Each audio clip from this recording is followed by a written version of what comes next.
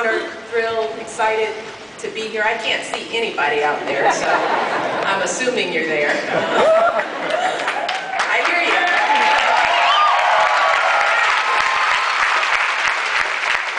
First, let me thank Tia for that warm introduction, for her service. She comes from a family of service and commitment, and she has kept that going. I want to thank her for her support and friendship. It means the world to us. I also want to recognize Jessica Doyle, who's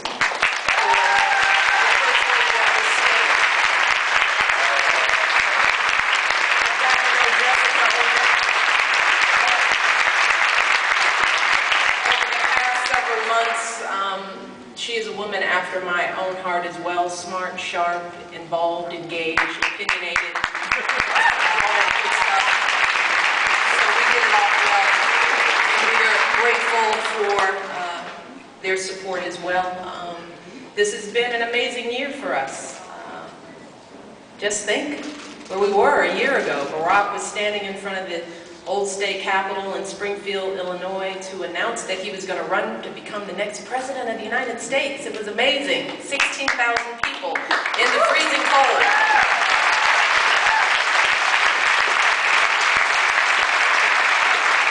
And the momentum hasn't changed since then, except the only thing was that after that announcement, right away, all the pundits and pollsters said, "This is over. Thanks. Nice young man. Nice speech, but this is over. There's no way you can win. There's an inevitable candidate." And I said, "Really? Gee." No vote had been cast, no dollar collected, nothing had happened. I hadn't got a chance to talk to anybody. It was over. I thought, well, goodness. But if you remember back then, what they were saying a year ago was that it was really who could raise the most money. Money was critical.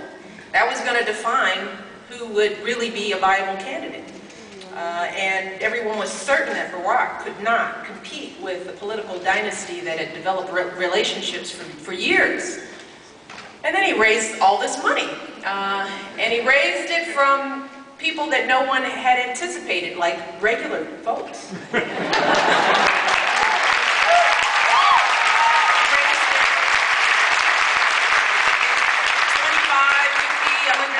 Increments, because Barack's philosophy was that $2,300 was $23 is just as important as $2,300 if you vote. So he had built a broad base of donors from regular folks. And then all of a sudden money wasn't important. It's not important. What's really important is organization.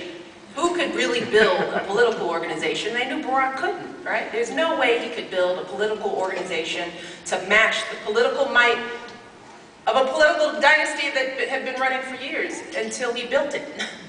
And what happened in the early states, places like Iowa and New Hampshire and South Carolina, what we were hearing all over these states was that Barack had built a kind of grassroots movement that they hadn't seen. We had thousands and thousands of volunteers, offices everywhere, laying the foundation, developing relationships, having conversations with voters.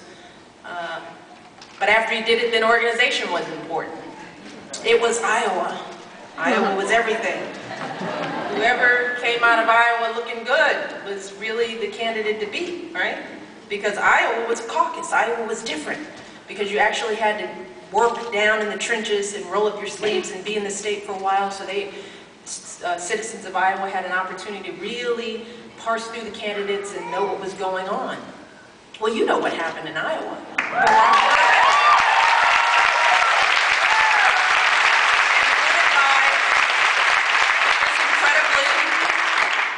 Large margin. And then Iowa wasn't important. But they said, well, Iowa's not important. It's only a caucus. And caucuses don't count, I guess. Then it was going to be a national race, right? That's what mattered. And Barack was down by double digits in the national race. Forget about the early state thing. It was who was going to, could he ever close the gap at the national level? But that gap started to close, and we got to New Hampshire. New Hampshire was supposed to be his opponent's firewall.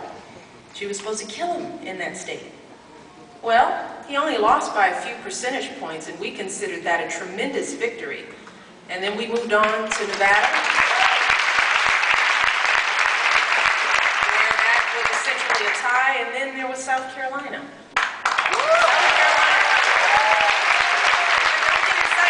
You were excited too, but then all of a sudden South Carolina didn't count. He was supposed to win South Carolina.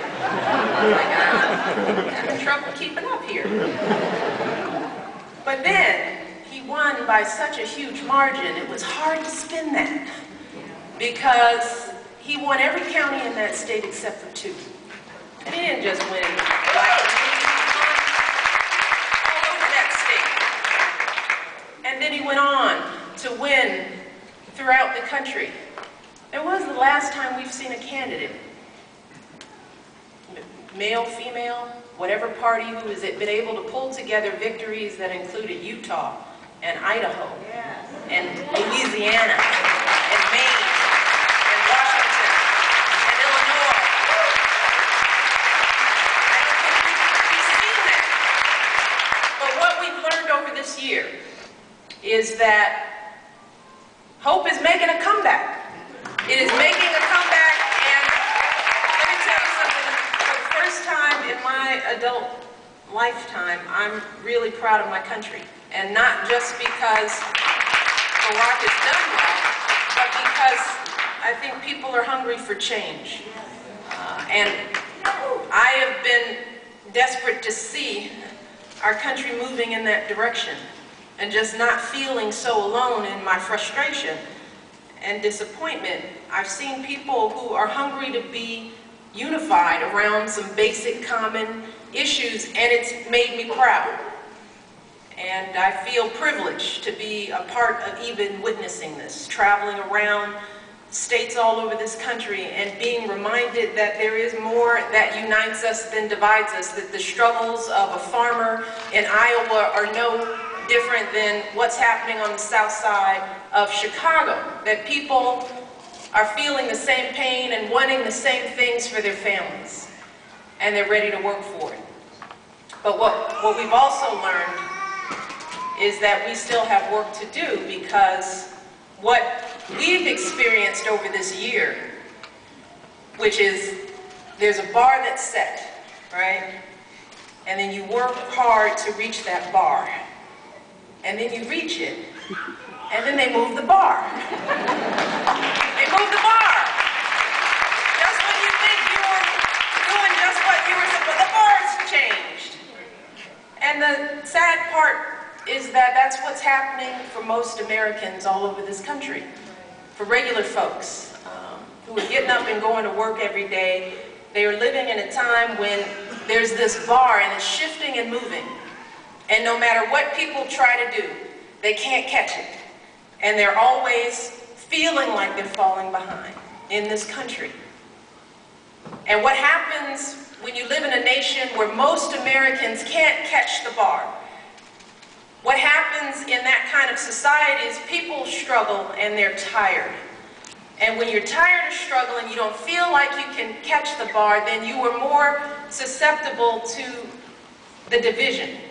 Being divided, being told that there is more that separates, being isolated. It is easier to be isolated when you are not paying attention because you're struggling every day. And it's easier to be susceptible to cynicism when you're struggling, because you do feel hopeless. You feel like nothing can change, and politics is just a cynical mess. And you want to fold your arms in disgust and not engage. And when you are struggling to chase a moving bar, it's easier to be mean, to have a bad tone, and to sort of own that because you're frustrated and you're mad because the bar is moving. And it is so easy to be led by fear, because when you're struggling all the time, it's easy to feel like everything is working against us.